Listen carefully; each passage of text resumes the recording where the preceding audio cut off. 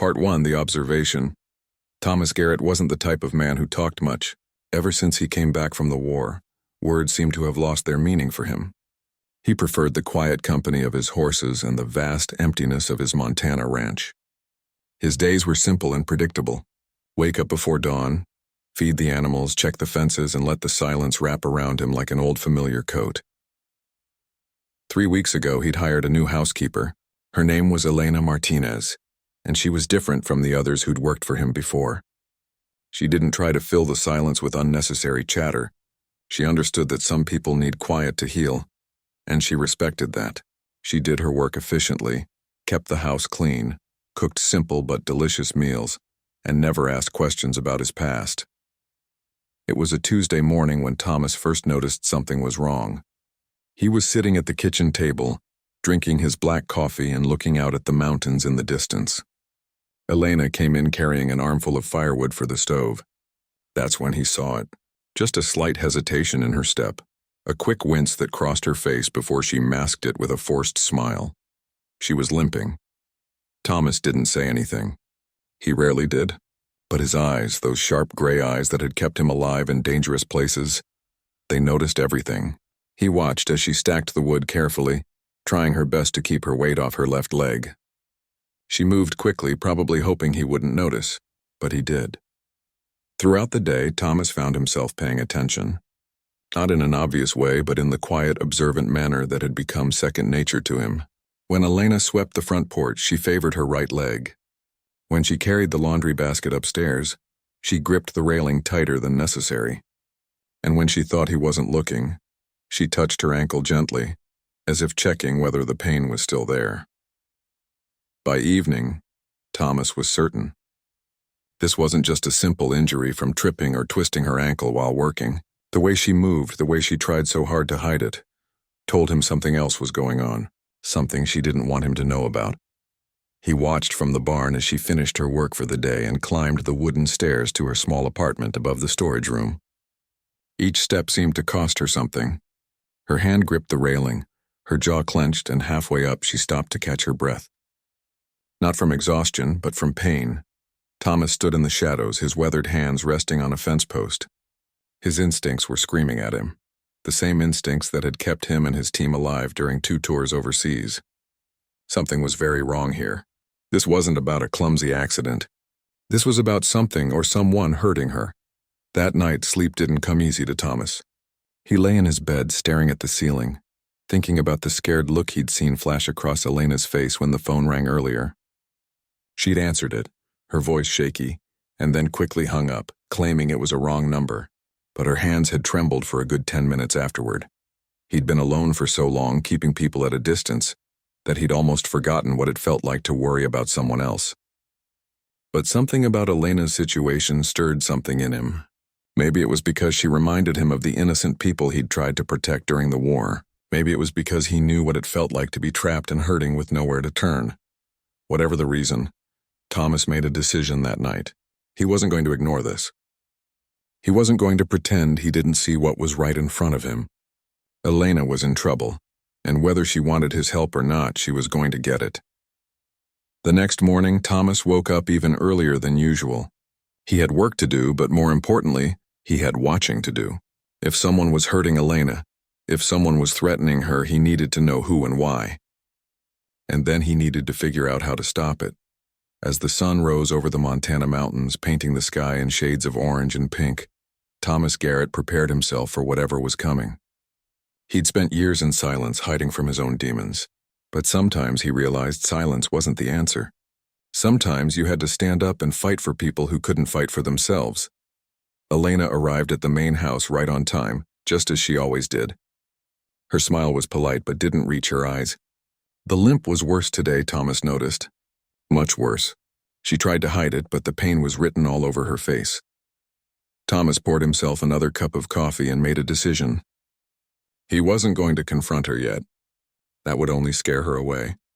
Instead, he was going to watch, wait, and gather information. And when the time was right, when he knew exactly what they were dealing with, then he would act. Because Thomas Garrett might have been a man of few words, but when he made a promise to himself, he kept it. And he just promised himself that no one was going to hurt Elena Martinez while she was under his roof. Not on his watch. Not ever again. The silent rancher had found his purpose, and nothing was going to stop him from seeing this through. Part 2. The Discovery. The days that followed were like putting together a puzzle, except Thomas didn't know what the final picture was supposed to look like yet. All he knew was that something bad was happening to Elena, and he needed to figure out what it was before it was too late. Thomas had always been good at reading people. In the military, that skill had saved his life more times than he could count. You learn to notice the small things, the way someone's eyes dart to the door when they're planning to run, the way hands shake when fear takes over, the way breathing changes when danger is near, and Elena was showing all these signs. She was an excellent worker, that much was clear. The house had never been cleaner. Meals were always ready on time. Everything was organized and in its place. But beneath that efficiency, Thomas could see the cracks. She jumped at every unexpected sound. When a truck drove past the ranch on the main road, she would freeze and listen until the sound faded away. When the phone rang, panic flashed across her face before she composed herself to answer it. Thomas decided to change his routine. Instead of spending entire days out on the ranch, he started coming back to the house at random times. Not to spy exactly, but to understand. He needed to see what was happening when she thought no one was watching. It was on a Thursday afternoon when everything became clear. Thomas had told Elena that morning he'd be gone until evening, checking the fence line on the far side of the property. It was a job that usually took all day, but he had a feeling, that same gut feeling that used to warn him about ambushes, and he'd learned never to ignore it. He rode out on his horse like he said he would, but after an hour, he circled back. He left his horse tied up near the barn and approached the house quietly. Not sneaking really, just being careful. The kitchen window was open, and that's when he heard it. Crying. Soft, broken sobs that someone was trying desperately to muffle. Thomas froze. Every instinct told him to walk away, to give her privacy. But something stronger told him to look, to understand so he could help. Through the window, he saw Elena sitting at the kitchen table, her face buried in her hands. Her shoulders shook with silent tears. After a moment, she took a deep breath, wiped her eyes, and did something that made Thomas's blood run cold. She rolled up her pant leg. Her ankle was swollen to nearly twice its normal size. The skin was a terrible mixture of purple, black, and yellow. Bruises in different stages of healing. But that wasn't the worst part. She'd wrapped it in what looked like torn strips of an old t-shirt, a makeshift bandage that clearly wasn't doing much good. She pressed on it gently, wincing at her own touch, and fresh tears rolled down her cheeks. Then she rolled up her sleeves. Thomas's hands clenched into fists. Her arms were covered in bruises. Not the kind you get from bumping into furniture or working on a ranch. These were finger marks. Someone had grabbed her, hard enough to leave distinct impressions on her skin. Someone had hurt her, and not just once. Elena must have sensed something because she suddenly looked up, directly at the window. Their eyes met, and in that moment Thomas saw everything. Fear, shame, desperation, and a plea. A silent begging that maybe he hadn't seen what he'd just seen, that maybe he would pretend this wasn't happening. But Thomas Garrett had never been good at pretending. He held her gaze for a long moment, letting her see that yes, he had seen everything. And no, he wasn't going to pretend he hadn't. Elena's face crumbled. She quickly pulled down her sleeves and pant leg, standing up so fast she knocked over her chair. Thomas didn't move from the window. He just stood there, his weathered face showing none of the anger boiling inside him. Not anger at her, never at her, but at whoever had done this. After a minute, Thomas walked around to the front door and entered the house. Elena was frantically trying to clean up, to look normal, to put on the mask she'd been wearing for weeks. Her hands shook as she picked up the fallen chair. Thomas stood in the doorway of the kitchen. The silence stretched between them, heavy and loaded with everything they weren't saying. Elena kept her eyes down, her body tensed like she was ready to run. Finally, Thomas spoke. His voice was gentle, gentler than she'd ever heard it. "How long?" 2 words. That's all he said. But those 2 words opened a dam that Elena had been holding back for too long. Her composure shattered. She sank back into the chair, her hands covering her face, and the whole terrible story started to spill out in broken whispers. Someone was after her, not a stranger. Her husband. The man who was supposed to love and protect her had become the thing she feared most in the world. She'd run from him 6 months ago, escaped in the middle of the night with nothing but the clothes on her back and $50 she'd been saving in secret.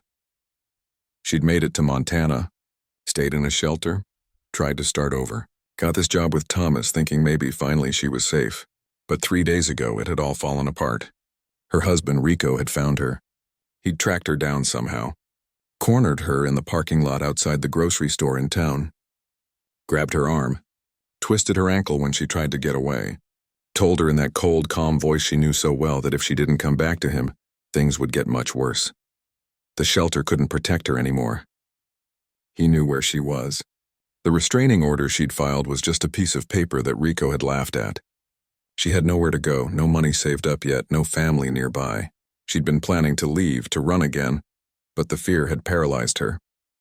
Where could she go that he wouldn't find her? Thomas listened to every word. His face remained calm, but inside something old and fierce was waking up. The warrior he'd tried to bury, the protector he'd thought he'd left behind in the war. When Elena finally finished talking, exhausted from carrying this burden alone, Thomas spoke again. This time his voice was harder, filled with a quiet determination that couldn't be argued with. "You're not going anywhere, and neither is he." Elena looked up at him, confused and afraid. "You don't understand. Rico won't stop. He never stops. If you get involved, he'll hurt you too." Thomas's eyes were like steel. "He can try." For the first time in weeks, something other than fear flickered in Elena's eyes. It was small and fragile, but it was there. Hope. Part 3. The confrontation that evening changed everything. Elena tried to leave just like Thomas knew she would. Fear makes people run, even when running is the worst thing they can do. She went upstairs to her small room and started packing her few belongings into the same battered suitcase she'd arrived with. Thomas heard her moving around up there. He sat at the kitchen table, waiting, knowing this moment would come. About 20 minutes later, Elena came down the stairs, suitcase in hand, her eyes red from crying. She couldn't even look at him. "Mr. Garrett, I'm sorry," she said, her voice barely above a whisper. "I should have told you the truth from the beginning. I shouldn't have brought my problems to your home. I'll leave tonight. I'll figure something out." Thomas stood up and walked to the doorway, not blocking it exactly, but making it clear she wasn't leaving without talking to him first. He crossed his arms and looked at her with those steady gray eyes that seemed to see right through all the fear and desperation. "Sit down," he said simply. Elena shook her head. "I can't stay here. I can't put you in danger. You don't know what Rico is capable of. Sit down." This time it wasn't a request. There was something in Thomas's voice that reminded her he'd been a soldier once. Someone used to giving orders and having them followed. Slowly, Elena set down her suitcase and moved back to the kitchen table. She sat on the edge of the chair, ready to bolt at any moment. Thomas went to the coffee pot, poured 2 cups and sat down across from her. He pushed 1 cup toward her and wrapped his rough, weathered hands around the other. Then he did something that surprised her. He just waited. Didn't say a word. Just sat there drinking his coffee, calm as anything, like they had all the time in the world. The silence stretched out between them. 1 minute, 2 minutes, 5 minutes. Elena's hands shook as she wrapped them around the warm cup. The silence was somehow worse than if he'd yelled at her or told her to leave. It pressed down on her until finally she couldn't take it anymore. The words started pouring out again, but this time with more details. Details she'd been too scared to share before. She told him about meeting Rico when she was 19. How charming he'd been at first. How he'd slowly isolated her from her friends and family. How the first time he hit her he'd cried and apologized and promised it would never happen again. But it did happen again, and again, until it became normal. Until she couldn't remember what life felt like without fear. She told him about the broken ribs that she'd explained away as a fall down the stairs. The black eyes she'd covered with makeup. The Christmas she'd spent in the hospital, lying to the doctors about how she'd gotten hurt. The way Rico would hurt her and then be sweet afterward, buying her flowers, taking her to dinner, making her feel crazy for being afraid of him. She told him about the night 6 months ago when something inside her finally broke. Rico had threatened her with a knife, and in that moment she knew. If she stayed, he would eventually lose control completely. He would kill her. So she'd waited until he passed out from drinking and she'd run. Just run with nothing but hope that somewhere, somehow she could build a new life. The shelter in Montana had helped her. Given her a safe place to sleep, helped her file for divorce, got her this job. For 3 beautiful months she'd felt free. She'd started to believe she might actually make it, that she might actually have a future. Then Rico found her. "How did he find you?" Thomas asked. It was the first time he'd interrupted her story. Elena's voice dropped to a whisper. "My sister. She told him where I was. She didn't mean to hurt me, she thought we should work things out. That marriage is forever, no matter what. She gave him my phone number, told him which town I was in." Thomas's jaw tightened, but he said nothing, just nodded for her to continue. "He called me a week ago, said he knew where I was, that he was coming to bring me home. I changed my number, but then he showed up in town 3 days ago. He was waiting by my car after I finished grocery shopping. He grabbed my arm so tight I thought he'd break it. He twisted my ankle when I tried to pull away. He told me that I have 1 week to come back to him willingly, or he'll make me regret ever leaving." Tears streamed down Elena's face. "I can't go back there. I'd rather die than go back. But I also can't keep running. I'm so tired of running. I don't have any money saved yet. I don't have anywhere else to go. And he'll find me again. He always does." Thomas finished his coffee and set the cup down carefully. When he looked at Elena, his face was set like stone. "You're not going back to him. You're not running anymore. And you're not dying. None of those things are going to happen. But you don't understand." "I understand perfectly," Thomas interrupted, his voice still quiet but filled with absolute certainty. "I understand that a weak, pathetic excuse for a man has been hurting you.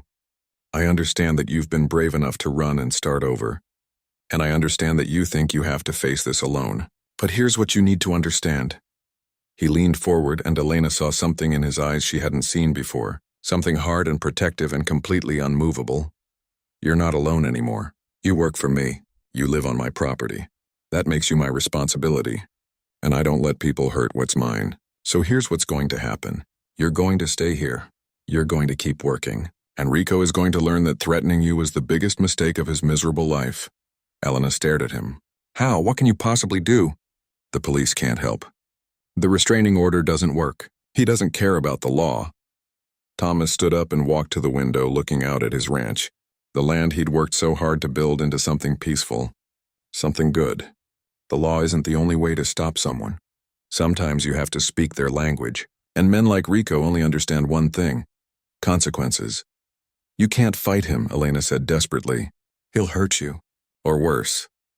Thomas turned back to her, and for just a moment Elena saw who he used to be: the soldier, the warrior, the man who'd survived things most people couldn't even imagine. "Let him try," he said simply. "Now unpack your things. You're staying." Elena wanted to argue, wanted to protect this quiet, kind man who'd given her a job when she needed it most. But something in his voice told her that arguing would be pointless. Thomas Garrett had made up his mind, and nothing she said was going to change it. So she nodded, picked up her suitcase, and went back upstairs feeling something she hadn't felt in years: protected, safe. Like maybe, just maybe, someone was finally on her side. Downstairs, Thomas stood at the window, his mind already working through plans. He'd protected innocent people before, in places far more dangerous than Montana. Rico thought he was scary. Thomas had faced down actual terrorists. He'd walked through war zones. He'd seen real evil. Rico Martinez was about to learn what happens when you threaten someone, under the protection of a man who'd spent years learning how to fight monsters, and Thomas Garrett had never lost a fight that mattered. Part 4. The plan. The next morning, Thomas did something he hadn't done in over 2 months. He drove into town. For a man who avoided people and preferred the solitude of his ranch, this was saying something. But Elena's situation required more than just his protection. It required smart action, and that meant involving the right people. His truck kicked up dust on the dirt road leading to the highway. It was a 15-mile drive to town, and Thomas used every minute to think through his approach. He wasn't going to solve this with his fists, though part of him wanted to. No, men like Rico needed to be dealt with properly, legally, so they couldn't come back. The sheriff's office sat on Main Street, right between the hardware store and the old diner. Thomas parked his truck and sat there for a moment, gathering his thoughts. He hadn't been here since he'd reported a stolen tractor nearly 6 months ago. Sheriff Bill Dawson was a good man, someone Thomas respected, but that didn't make this conversation any easier. The bell above the door chimed as Thomas walked in. Deputy Linda Reeves looked up from her desk and her eyebrows shot up in surprise. "Thomas Garrett? Is that really you? I thought maybe you'd become a hermit out there." Thomas gave her a small nod. "Need to talk to Bill, it's important." Linda's expression shifted from friendly to concerned. She knew Thomas well enough to know he wouldn't come in unless it was serious. "He's in his office. Go on back." Sheriff Bill Dawson was sitting behind his desk working through paperwork when Thomas knocked on the doorframe. Bill looked up and, like Linda, surprise registered on his face immediately. "Thomas, what brings you to town?" "Need to talk. Private." Thomas stepped inside and closed the door behind him. Bill gestured to the chair across from his desk. "Have a seat." "You want coffee?" "No, thanks." Thomas sat down, his back straight, his hands resting on his knees. For a man who didn't talk much, he had a lot to say today, and he needed to say it right. He started from the beginning, told Bill about Elena, about noticing her limp, about the bruises. He explained about her husband Rico, about how he'd found her in town, threatened her, hurt her. Thomas laid out everything Elena had told him, keeping his voice steady and factual like he was giving a mission report. Bill listened carefully, his expression growing darker with each detail. When Thomas finished, the sheriff leaned back in his chair and let out a long breath. "That's a tough situation, Thomas. I'm glad you came to me, but I gotta be straight with you about what we're dealing with here. I'm listening. Rico Martinez, right?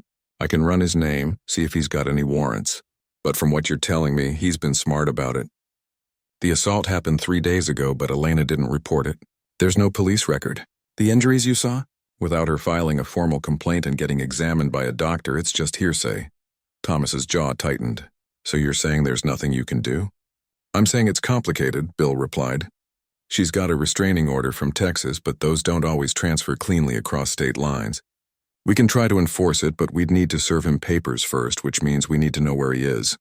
And even then, restraining orders are just paper. They don't actually stop someone who's determined. So what do we do?" Thomas asked, his patience wearing thin. Bill leaned forward, his expression serious. "First, Elena needs to come in and file a report. Document everything. The threats, the assault from 3 days ago, all of it. We'll take photos of her injuries. Then we'll work on getting an emergency protective order here in Montana. It'll give us more legal standing if he shows up again. And if he shows up before all that paperwork goes through, then we respond to the call like we would any other threat." "But Thomas," Bill paused, choosing his words carefully. "I know you. I know you served. I know you're more than capable of handling yourself. But I need you to let us handle this legally. Don't go looking for trouble with this guy. Don't try to take matters into your own hands.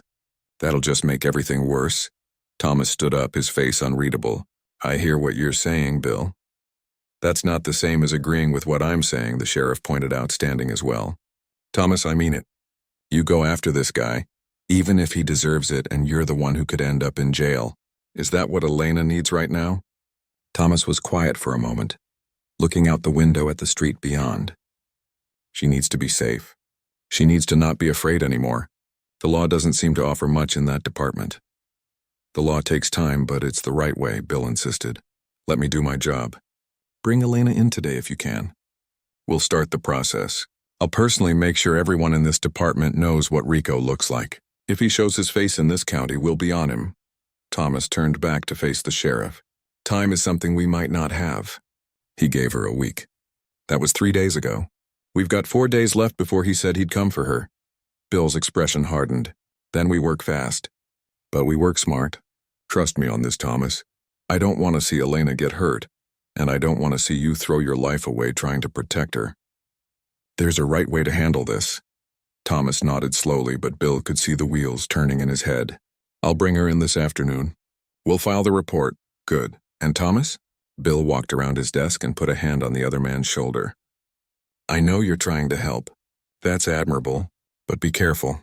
Men who hurt women are usually cowards, but cornered cowards can be dangerous. Keep your eyes open out there." "Always do," Thomas replied. He left the sheriff's office feeling frustrated. Bill was a good man, and he was right about doing things legally. But Thomas had seen too much in his life to believe that paperwork and procedures would stop someone like Rico. The law worked slowly. Violence worked fast. And sometimes the only way to stop a predator was to show him there was a bigger predator in the territory. But Thomas was also smart enough to know that Sheriff Dawson had a point. If he went after Rico directly, he could end up in jail, and that wouldn't help Elena at all. So he needed a different plan, something that would work within the law but would also send a clear message to Rico that Elena was no longer alone and vulnerable. As Thomas drove back to the ranch, his mind was already working through possibilities. He'd spent 20 years in the military learning strategy, learning how to outthink enemies, learning how to win battles without always firing a shot. This situation required that same kind of thinking. Rico wanted Elena to feel helpless, wanted her to believe she had no choice but to come back to him. Thomas needed to show Rico that Elena wasn't helpless anymore, that she had protection, that coming after her would have consequences Rico wasn't prepared to face, and Thomas knew exactly where to start. He had resources Rico didn't know about, friends from his military days who owed him favors, people with skills that could turn the tables on someone like Rico. It was time to make some calls. By the time Thomas pulled back into his ranch, he had the beginnings of a plan. It wasn't about violence. It wasn't about revenge. It was about making Rico understand a simple truth. You can't hurt people who have someone protecting them, and Elena had Thomas now. Rico Martinez was about to discover that threatening someone on Thomas Garrett's property was a mistake he'd regret for the rest of his life. Part 5. Setting the trap. When Thomas got back to the ranch, he found Elena in the kitchen making lunch.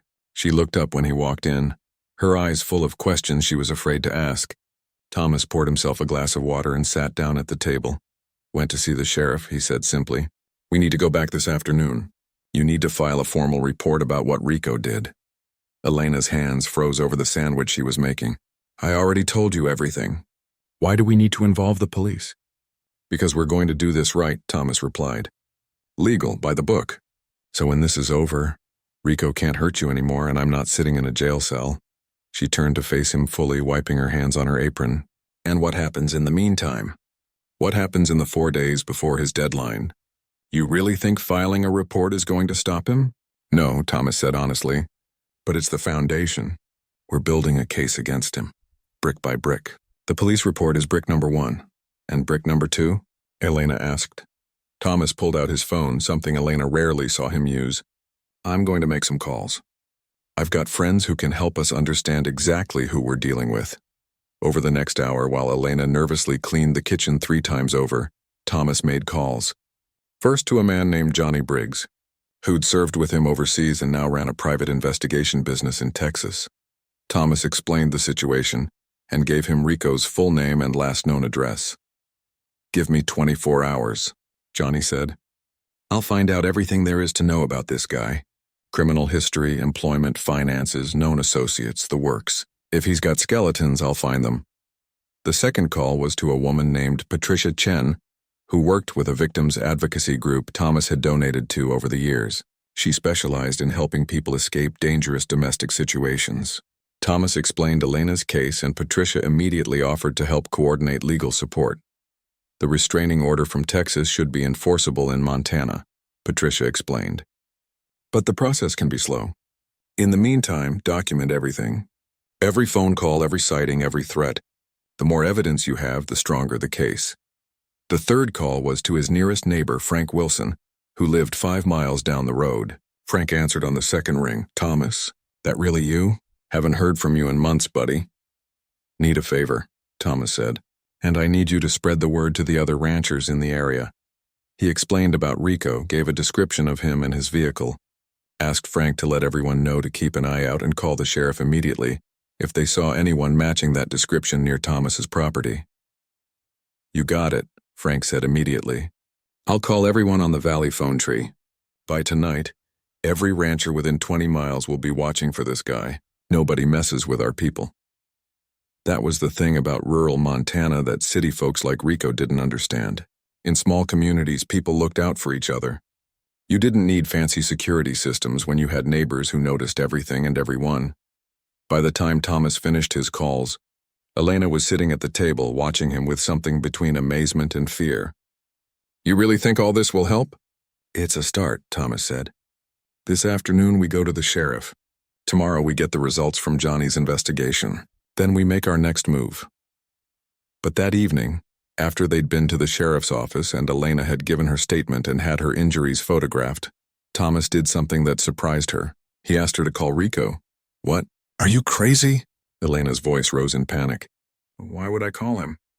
They were sitting in Thomas's living room, a place Elena had never been invited before. It was simple and sparse like the man himself. A couch, a chair, a fireplace, and not much else. Because we need him to show himself, Thomas explained calmly.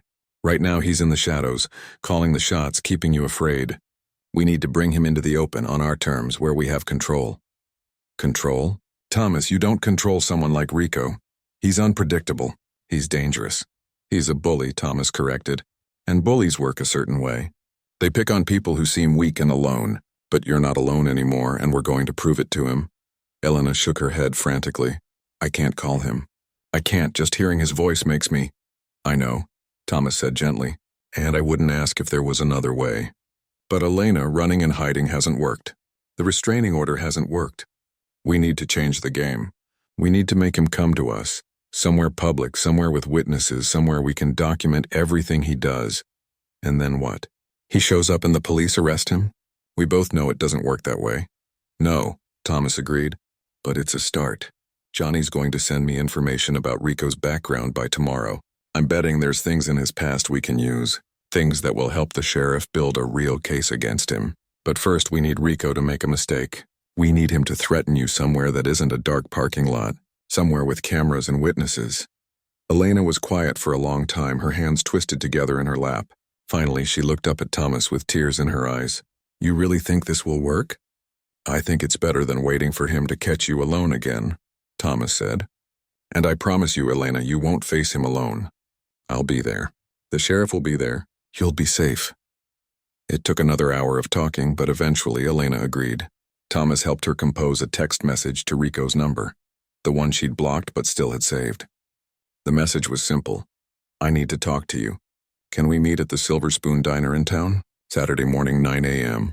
Elena's hand shook as she hit send. Then they waited. 5 minutes. 10 minutes, 15. The response came through just as Elena was starting to think maybe Rico had given up. Finally came to your senses. I'll be there. Don't even think about running. Elena read the message and felt sick. Thomas read it over her shoulder and felt something different. Satisfaction. Rico had taken the bait. What happens now? Elena asked. Now we prepare, Thomas said. I'll call the sheriff in the morning, let him know what's happening. He'll have deputies positioned at the diner. Everything Rico says and does will be documented. And when he inevitably threatens you or tries to force you to leave, we'll have him on assault, on violating the restraining order, on making terroristic threats. The charges will stack up. And if something goes wrong, Elena's voice was small. Thomas met her eyes steadily. Then he'll have to go through me first. And I promise you, Elena, that's not going to be easy for him. That night, Thomas didn't sleep much. He spent hours going over every detail of the plan, thinking through every possible outcome. Rico was unpredictable, which made him dangerous. But Thomas had faced unpredictable enemies before. The key was staying calm, staying alert, and being ready for anything. The next morning, Johnny's report came through via email. Thomas read it carefully, and with each page, his determination grew stronger. Rico had a history, a bad one.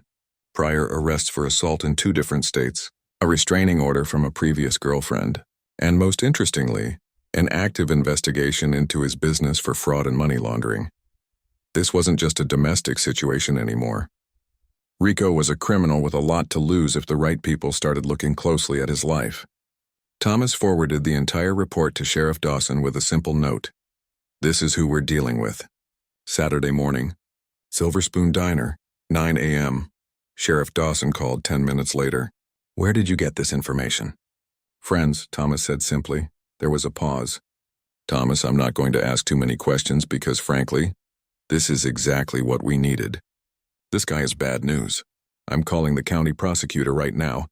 With this history, and with what happens on Saturday, we can build a real case, one that might actually stick. That's the idea, Thomas replied. I'll have Linda and 2 other deputies at the diner. Plain clothes. We'll be watching everything. Recording everything. But Thomas, I need you to promise me something. What's that?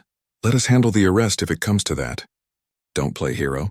Don't put yourself in legal jeopardy. You've done good work setting this up. Let us finish it. Thomas was quiet for a moment. As long as Elena stays safe, we'll do it your way. She will, Bill promised. We won't let him touch her. Saturday morning was 3 days away. 3 days to prepare. 3 days to make sure every detail was perfect. 3 days for Elena to gather her courage for what would be the hardest conversation of her life. Thomas spent those days turning his ranch into a fortress. He installed security cameras at every entrance. He briefed his neighbors on the plan. He even had Frank Wilson and 2 other ranchers on standby, just in case Rico decided to come to the ranch instead of the diner. And every evening, he sat with Elena and helped her prepare for what she would say, how she would stay calm, how she would get through the meeting without falling apart. Remember, Thomas told her the night before, you're not the same woman who ran away 6 months ago. You're stronger now. You've built a new life. And you're not alone. Whatever happens tomorrow, you've got people standing with you. Elena nodded, though her fear was still visible. Thank you, Thomas, for everything. I don't know why you're doing all this for me, but thank you. Part 6. The showdown Saturday morning arrived with clear skies and cool autumn air. Thomas was up before dawn, like always. But this time his morning routine had an extra edge to it. He checked his truck, made sure his phone was fully charged, and went over the plan one more time in his head. Elena came down from her room at 7, looking like she hadn't slept at all. Her eyes were red and puffy, and her hands shook as she tried to pour herself coffee. Thomas gently took the pot from her and poured it himself. You don't have to do this, he said quietly. We can call it off right now. Find another way. Elena shook her head. No, you're right. Running hasn't worked. Hiding hasn't worked. It's time to face him. I'm scared, Thomas. What if he gets violent? What if something goes wrong? Then the sheriff arrests him right there, Thomas replied. And I'll be 3 booths away. He won't even know I'm there until it's over. You're not alone in this. They drove into town separately. Thomas didn't want Rico to see them arrive together and get suspicious. Elena went first, her old sedan rattling down the road at 8:30. Thomas waited 15 minutes, then followed in his truck. The Silver Spoon Diner was a local institution, been there for 40 years. Red vinyl booths, black and white checkered floor, and the smell of coffee and bacon that hit you the moment you walked in. On a Saturday morning, it would be busy. Exactly what they wanted. Lots of witnesses. Thomas arrived at 8:50 and parked his truck across the street. He could see Elena's car in the lot already. Through the diner's front window, he spotted her sitting in a booth near the back. Her hands wrapped around a coffee cup she wasn't drinking from. She looked small and scared and incredibly brave. He walked in and took a booth 3 down from hers on the opposite side. The diner was moderately full, maybe a dozen other customers scattered around. Thomas ordered coffee and toast from the waitress, a woman named Betty who'd been working there since before he moved to Montana. Don't usually see you in here, Thomas, Betty said cheerfully. What's the special occasion? Just felt like a change, he replied, keeping his voice neutral. Deputy Linda Reeves was sitting at the counter dressed in civilian clothes, reading a newspaper. Another deputy Thomas didn't know well was in a booth near the door, also in street clothes. And through the front window, Thomas could see Sheriff Dawson's patrol car parked down the street, positioned where he'd have a clear view of the diner entrance. Everything was in place. Now they just had to wait. Rico showed up at 9:15, 15 minutes late because of course he was. Making Elena wait was just another way to control her, to remind her that he called the shots. Thomas watched as a black pickup truck with Texas plates pulled into the parking lot too fast, taking up 2 spaces. The man who got out fit the description perfectly. Mid-30s, medium height but stocky build, dark hair slicked back, wearing sunglasses even though it wasn't that bright out. He walked with the kind of swagger that came from someone who'd never really been challenged. Someone who was used to intimidating people and getting his way. Thomas's jaw tightened as he watched Rico enter the diner.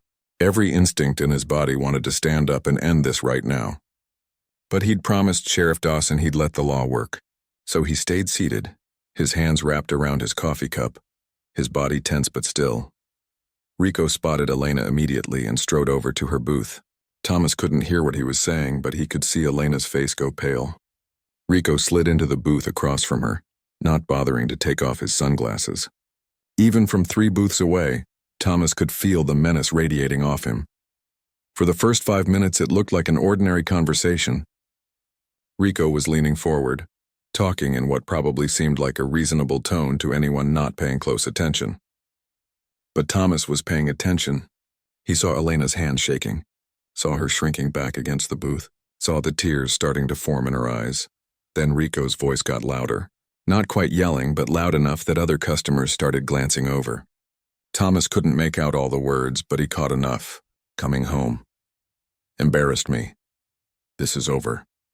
Elena said something Thomas couldn't hear. Whatever it was, it made Rico angry. His face darkened and he leaned even further across the table. I'm not going with you, Rico, Elena said, her voice shaking but loud enough for Thomas to hear now. I filed for divorce. It's over between us. It's over when I say it's over, Rico snapped back. He reached across the table and grabbed Elena's wrist. You're my wife. You're coming home with me right now. That was it. That was the line. Thomas started to rise from his booth, but Deputy Reeves beat him to it. She was up and moving toward Rico's booth before Thomas could even stand fully. Sir, I'm going to need you to let go of her, Linda said firmly, her hand resting on her hip where her badge and gun were clipped to her belt. Rico looked up, surprised and angry at the interruption. This is a private conversation between me and my wife. Mind your own business. You're assaulting someone in a public place, Linda replied, her voice calm but steel underneath. That makes it my business. Let her go, now. For a moment, Thomas thought Rico was actually going to listen. His grip on Elena's wrist loosened slightly. But then his face twisted with rage, and instead of letting go, he tried to drag Elena out of the booth. She's coming with me, Rico snarled, and there's nothing you can do to stop me. That's when 2 things happened at once. Linda's hand moved to her gun, and Thomas was out of his booth and moving. He covered the distance between them in 3 long strides. Let her go, Thomas said, his voice quiet but carrying the kind of authority that made people listen. Rico looked up at him, and for the first time seemed to register that this wasn't just some random old cowboy. Who the hell are you? Rico demanded, still holding Elena's wrist. Someone who's giving you one chance to do this the easy way, Thomas replied. He didn't raise his voice, didn't threaten, just stood there, 6 feet 3 inches of weathered muscle and absolute determination. Rico made his second mistake then. He let go of Elena and stood up to face Thomas. You think you scare me, old man? I'll put you in the ground, he swung. A wild, angry haymaker that Thomas saw coming from a mile away. Thomas sidestepped it easily, and Rico's momentum carried him forward, off balance. By the time Rico caught himself and turned around, Sheriff Dawson was coming through the door, and both deputies had their hands on their weapons. Rico Martinez, Sheriff Dawson said loudly, you're under arrest for assault and battery. Put your hands behind your back. Rico looked around wildly, suddenly realizing he was surrounded. The other deputy had moved to block the back exit. Linda had her hand on her gun. Sheriff Dawson was moving toward him with handcuffs ready, and Thomas stood there calm as anything, positioned between Rico and Elena. This is ridiculous, Rico shouted. I didn't do anything. She's my wife. We have about 30 witnesses who just saw you grab her and try to force her to leave, Sheriff Dawson said. We have you on video threatening her, and we have a very interesting file on you from Texas that suggests this isn't your first time doing something like this. Now put your hands behind your back before we add resisting arrest to the charges. For a moment, Thomas thought Rico was going to fight. His whole body was coiled, ready to spring. But then he seemed to realize he was outnumbered and outmaneuvered. Slowly, his hands went behind his back and Sheriff Dawson cuffed him. As they led Rico out of the diner, he turned back to look at Elena one last time. This isn't over, he said, his voice full of venom. You're still my wife. I'll get out and I'll come back for you. Thomas stepped forward, placing himself between Rico's line of sight and Elena. No, you won't, he said simply. And if you try, you'll wish you hadn't. There was something in Thomas's eyes right then that made even Rico pause. Something that said this wasn't a man who made empty threats. This was someone who'd seen real violence, dealt with real danger, and wasn't impressed by a bully who hit women. Sheriff Dawson pulled Rico toward the door. Come on. You're done here. As the patrol car pulled away with Rico in the back seat, Thomas turned to Elena. She was still sitting in the booth, shaking, tears streaming down her face. But there was something else in her expression too. Relief.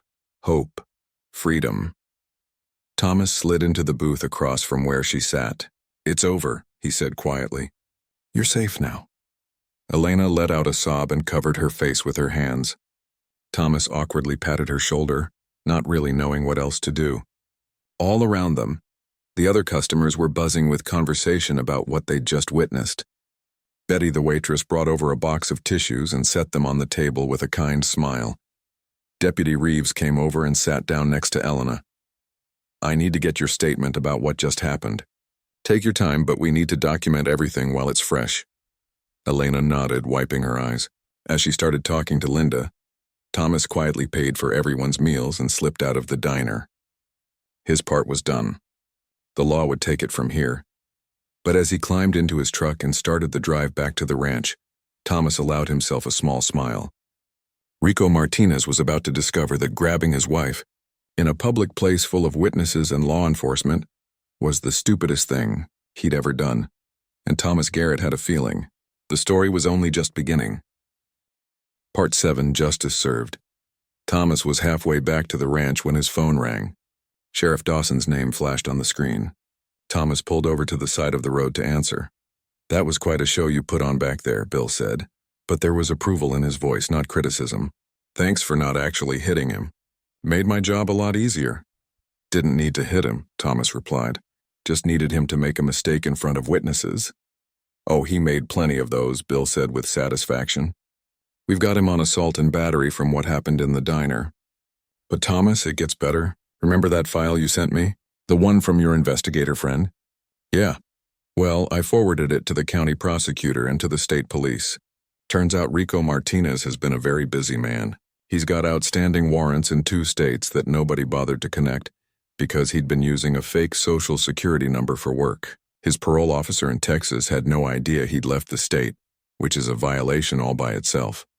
Thomas felt a grim satisfaction settling in his chest. "So he's not getting out anytime soon." "Not even close," Bill confirmed. "The prosecutor is talking about stacking charges. The assault in the diner, violating parole, crossing state lines to harass a woman with a restraining order, plus they're looking into those fraud allegations. This guy could be looking at serious prison time."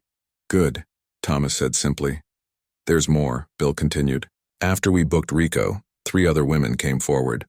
2 from Texas, 1 from Colorado. All of them with similar stories to Elena's. One of them has medical records from a hospital visit. Another one had filed a police report that went nowhere. They heard about the arrest and decided to finally speak up." Thomas closed his eyes. 3 more women, 3 more people Rico had hurt and terrorized. They're brave for coming forward. "They said they felt safe to do it because Elena did it first," Bill said. "That woman you've been protecting? She might have just saved other lives by being willing to face him today. The prosecutor is building a case that's going to make sure Rico Martinez doesn't hurt anyone else for a very long time." After hanging up with the sheriff, Thomas sat in his truck for a few minutes processing everything. This had turned into something bigger than just protecting Elena. This was about stopping a predator who'd been hurting people for years. When Thomas finally made it back to the ranch, he found Elena in the kitchen making tea, her hands still shaking slightly. She looked up when he came in, her eyes red from crying but also lighter somehow, like a weight had been lifted. "Sheriff called," Thomas said, sitting down at the table. "You should probably hear this." He told her everything. About the warrants, the parole violation, the fraud charges. About the 3 other women who'd come forward. About how strong the case against Rico was looking. With each piece of information, Elena's expression shifted from disbelief to something like wonder. "Other women came forward," she whispered. "Because of me?" "Because you were brave enough to face him," Thomas said. "Because you showed them it was possible to fight back." Elena was quiet for a long moment, processing. "How long will he be in prison?" "Sheriff thinks it could be years. Maybe a decade or more, depending on how the charges stack up. And there's something else." Thomas pulled out a business card that Patricia Chen, the victim's advocate, had sent him. "I've got a lawyer lined up for your divorce. She specializes in cases like yours, works with victims of domestic violence. She's willing to take your case pro bono." "Pro bono? That means free, right?" Elena's voice cracked. "Thomas, I can't let you pay for all this." "You're not," Thomas said. "She volunteers her time for cases like yours. It's what she does." "I just made the connection. Why?" Elena asked, tears starting to form again. Why are you doing all this for me? You barely know me. I'm just your housekeeper. Thomas was quiet for a moment, choosing his words carefully. When I came back from the war, I was broken, lost, didn't see the point in much of anything.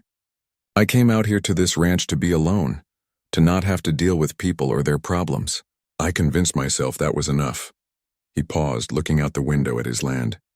But watching you these past few weeks, seeing someone fighting so hard to survive, to build a new life, it reminded me of something. Reminded me why I joined the military in the first place. To protect people, to stand up for people who can't stand up for themselves. I thought I left that part of me behind in the war. Turns out it was just sleeping. Elena wiped her eyes. You saved my life, Thomas. I don't know if I can ever repay that. Don't need to be repaid, Thomas said gruffly, uncomfortable with the emotion in the room. Just get your life back on track. Get that divorce. Finish those online classes you've been taking. That's payment enough. Over the next few days, more details emerged about Rico's situation. The county prosecutor, a sharp woman named Helen Rodriguez, called Thomas directly to thank him for the evidence he'd gathered. That investigator friend of yours did better work than most licensed private eyes, she said. The paper trail he found on Rico's business dealings is damning. We're talking fraud, tax evasion, possibly money laundering. The feds might even get involved. Whatever it takes to keep him away from Elena, Thomas said.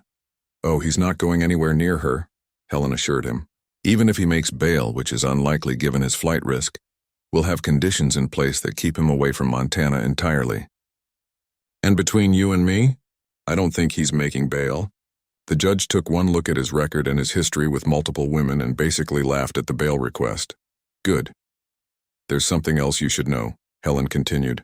We've been interviewing the other women who came forward. One of them wants to meet Elena if Elena's comfortable with it. Says she wants to thank her for being brave enough to go first. Thomas relayed this to Elena that evening. She thought about it for a while, nervous but also curious. What's her name? Carmen, Thomas said. She lives in Texas. Was with Rico about 2 years before you were.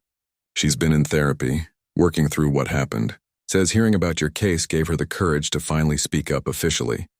Elena agreed to a phone call first and then, 2 weeks later, to meeting Carmen in person when she drove up to Montana. Thomas gave them privacy, working out in the barn while they talked in the house. When Carmen left 3 hours later, both women were crying, but they were also smiling. She's so strong, Elena told Thomas later that night. She's been through so much, but she's building a life for herself. She has a job she loves, an apartment, friends. She said it took time, but she learned to not be afraid anymore. You'll get there too, Thomas said. The court process moved faster than anyone expected. Rico's lawyer tried to fight the charges, but the evidence was overwhelming. The assault in the diner had been caught on the diner's security cameras. 30 witnesses gave statements. The medical photos from Elena's injuries were damning, and when you added in the parole violations and the fraud charges, Rico didn't have much room to maneuver. 6 weeks after his arrest, Rico Martinez took a plea deal, 20 years in prison with possibility of parole after 15. The alternative was going to trial and potentially facing 40 years. His lawyer advised him to take the deal. Sheriff Dawson called Thomas with the news. He signed the papers this morning. Elena's free, truly free. Thomas found Elena in the garden she'd started behind the house, pulling weeds from around the tomato plants. When he told her about the plea deal, she sat back on her heels and just stared at him for a long moment. 20 years, she repeated. He'll be in prison for 20 years. At least 15, Thomas confirmed. And when he gets out, he'll be old and he'll have a record that follows him everywhere. His life as he knew it is over. Elena started crying then, but they weren't sad tears. They were tears of relief, of freedom, of finally being able to believe that the nightmare was really over. Thomas awkwardly patted her shoulder and then left her there in the garden, giving her space to process. That evening, Elena made Thomas's favorite meal, pot roast with potatoes and carrots. They ate together at the kitchen table, something that had become a comfortable routine over the past weeks. I talked to that lawyer you connected me with, Elena said. The divorce papers are being filed next week. She says it should be straightforward since Rico's in prison and has bigger legal problems to worry about. Good, Thomas said. And I've been accepted into the online degree program at the state university. Elena continued. Business administration. I can do most of it from here, just have to go to campus a few times a semester for testing. That's real good, Elena, Thomas said. And he meant it. What do you want to do with that degree once you get it? Elena smiled, the first truly carefree smile Thomas had seen from her. I'm not sure yet. Maybe open my own business someday. Maybe work with other women who've been through what I went through. I've got time to figure it out. You do, Thomas agreed. You've got all the time in the world now. Later that night, Thomas sat on his porch looking up at the stars scattered across the Montana sky. For the first time in years, he felt something he thought was lost forever. Purpose, peace. The sense that maybe, just maybe, he'd done something that mattered. Sheriff Dawson had been speechless when Thomas first brought this case to him. Part 8. A New Beginning. 3 months had passed since that morning at the Silver Spoon Diner. 3 months since Rico Martinez had been arrested and sent to prison. 3 months since Elena's life had changed forever. The Montana winter had arrived in full force, covering the ranch in a blanket of white snow that seemed to stretch forever under the big sky. Thomas was in the barn checking on the horses when he heard footsteps crunching through the snow behind him. Need any help? Elena called out, wrapped in a thick coat and scarf, her breath making little clouds in the cold air. Thomas looked at her and almost smiled. She looked different now. The scared, limping woman who'd shown up that Tuesday morning was gone. In her place was someone stronger, more confident. She walked without pain, her ankle fully healed. But more importantly, she walked without fear. She no longer jumped at sudden sounds or looked over her shoulder constantly. The shadows had left her eyes. Horses are good, Thomas said. But you can help me carry some feed if you want. They worked together in comfortable silence, something they'd both gotten good at over the past months. Elena had learned that Thomas's quiet wasn't cold or unfriendly. It was just who he was. And Thomas had learned that Elena's presence wasn't an intrusion on his solitude. It was actually kind of nice having someone around. When they finished with the morning chores and headed back to the house, Elena poured them both coffee and sat down at the kitchen table. She had something on her mind, Thomas could tell. She always got that thoughtful look right before saying something important. I got my final divorce papers yesterday, she said, her hands wrapped around the warm mug. It's official. I'm not married anymore. How do you feel about that? Thomas asked, sitting down across from her. Elena was quiet for a moment, thinking. Free, she finally said. Really, truly free. For the first time in years, I feel like I can breathe. Like my life is actually mine again. That's good, Thomas said simply. Thomas, I need to talk to you about something, Elena continued, and now there was nervousness in her voice. You've been so good to me.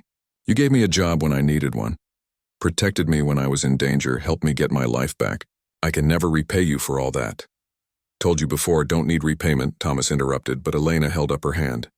Let me finish, she said with a small smile. I've been accepted into the university program starting next semester. I've got some money saved up now from working here. I've got my life on track, and I know you hired me as temporary help, not a permanent housekeeper. So I wanted to ask, do you want me to find another place to live? I don't want to overstay my welcome. Thomas looked at her, surprised. You think you're not welcome here? I don't want to be a burden, Elena said.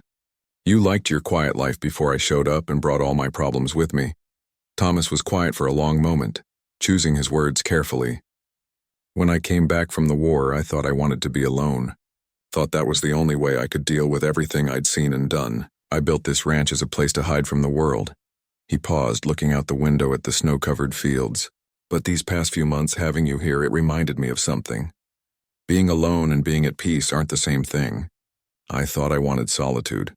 But maybe what I really needed was just to be around people who understood that sometimes quiet is okay. You never tried to fix me or change me or make me talk about things I didn't want to talk about. You just let me be who I am. He turned back to face her. So no, I don't want you to leave. You can stay as long as you want. Keep working if you want to or don't. Focus on your studies. This ranch is big enough for 2 people who appreciate silence. Elena's eyes filled with tears, but they were happy tears. Thank you, Thomas. You have no idea what that means to me. I think I do, he said quietly. Over the next few weeks, they fell into a new rhythm. Elena started her online classes, often studying at the kitchen table while Thomas read his books or planned ranch work. She still helped around the house and with some of the lighter ranch work, but it felt different now. less like an employee and more like a partnership. Two people sharing space and building something that felt like home. One evening in early December, Frank Wilson and his wife stopped by for dinner. Elena had invited them, wanting to thank the neighbors who'd been part of the support system that helped her escape Rico. Betty from the diner came too, along with Deputy Linda Reeves. Thomas was uncomfortable at first with all the people in his house. He wasn't used to entertaining. But as the evening went on, he found himself relaxing. These were good people, people who'd stood up for Elena when she needed it. People who'd proven that community still meant something. After dinner, while Elena and Frank's wife were doing dishes and laughing about something in the kitchen, Frank pulled Thomas aside. "You did good, buddy," Frank said quietly. "What you did for that girl, standing up to that piece of work who was after her. Not many people would have gotten involved like that." Thomas shrugged, uncomfortable with the praise. "Just did what needed doing." "Nah, it was more than that," Frank insisted. "You gave her back her life. Gave her a safe place to heal. That's a big thing, Thomas. Real big." After everyone left, Thomas and Elena sat in the living room, the fireplace crackling warmly. Elena was curled up in the armchair with a book, and Thomas was on the couch pretending to read, but mostly just enjoying the peaceful quiet. "Thomas," Elena said after a while. "Yeah? Why did you really do all this for me? And don't say it was just the right thing to do. There has to be more to it than that." Thomas set down his book and thought about how to answer. "I told you I spent 20 years in the military. 2 tours overseas, saw a lot of bad things, had to do some hard things. When I came back, I felt lost, like I didn't know how to exist in normal life anymore." He paused, gathering his thoughts. "I came out here trying to run from all that, trying to forget, but you can't really forget. You can only learn to live with it. And watching you, seeing someone fight so hard to survive, to not let the bad things win, it reminded me why I joined up in the first place. To protect people. To stand up against bullies and evil. I thought I'd lost that part of myself, but helping you, it brought it back. So really, you helped me as much as I helped you." Elena wiped her eyes. "I don't think that's true, but thank you for saying it." "It is true," Thomas said firmly. "This ranch feels different now. Feels like more than just a place to hide. Feels like a home." Christmas came, and for the first time in years, Thomas's ranch was decorated. Elena had insisted putting up a small tree in the living room and hanging lights outside. Thomas grumbled about it, but secretly enjoyed coming home to see his house lit up and welcoming. On Christmas morning, Elena gave Thomas a gift. A new pair of work gloves and a framed photo she'd taken of the ranch at sunset. "So you can remember why this place is special," she said. Thomas gave her a gift too. An envelope. Inside was a deed. He'd officially transferred ownership of the small apartment above the barn to her name. "So you always have a place that's yours," he said.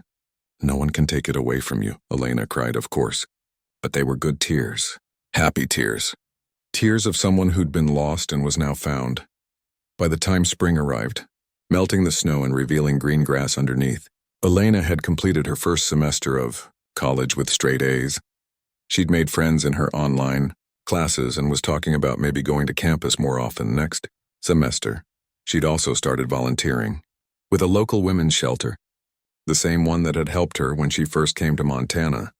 She wanted to give back, to help other women who were going through what she'd been through, to show them that escape was possible, that freedom was possible, that life after abuse could be beautiful. One warm April afternoon, Thomas came in from working on the fence line to find Elena on the phone, speaking in rapid Spanish. He'd learned over the months that she only spoke Spanish when talking to her family. When she hung up, she was smiling. "That was my mother," Elena said. "She wants to come visit, meet you. Thank you in person for everything you did for me." Thomas shifted uncomfortably. "That's not necessary." "It is to her," Elena said. "To my whole family. Thomas, you don't understand what you gave me. You gave me back to them. Before, when I was with Rico, I barely talked to them. He'd made me cut off contact, said they were trying to turn me against him. My mother thought I was dead. She'd accepted that she might never see me again. And now I call her every week. I'm alive. I'm happy. That's because of you." "That's because of you," Thomas corrected. "You're the one who had the courage to leave. You're the one who fought to build a new life." "We can both be right," Elena said with a laugh. "Will you at least meet her?" She'll only stay a few days. Thomas agreed, though he wasn't happy about it. But when Elena's mother arrived the following week, a small, warm woman who immediately hugged Thomas like he was family, he found he didn't mind so much. She cooked traditional meals, filled the house with laughter and stories, and looked at Thomas like he'd hung the moon. "You saved my daughter's life," she told him through Elena's translation, tears in her eyes. "How can I ever thank you?" "Just keep being her mother," Thomas said simply. "That's all she needs."